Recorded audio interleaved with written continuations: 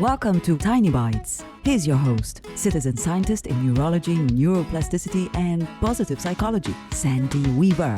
Answer this question without thinking. Are you beautiful? Chances are you don't describe yourself that way. Most people don't. If you're like me, you were raised on a diet of sayings like, beauty is only skin deep, and pretty is as pretty does, as well as looks are fleeting, character matters.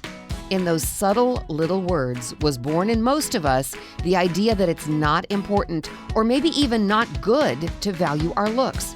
We learned to focus on what's inside. What most of us didn't focus on was our own unique beauty.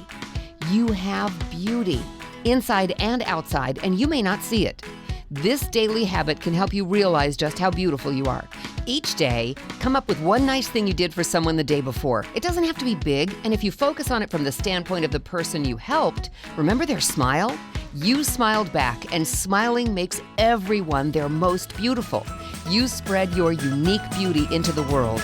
See how beautiful you are? Subscribe to the podcast and share it with your friends. And there's lots more at centerforworkplacehappiness.com. Here's to your well-being, one tiny bite at a time.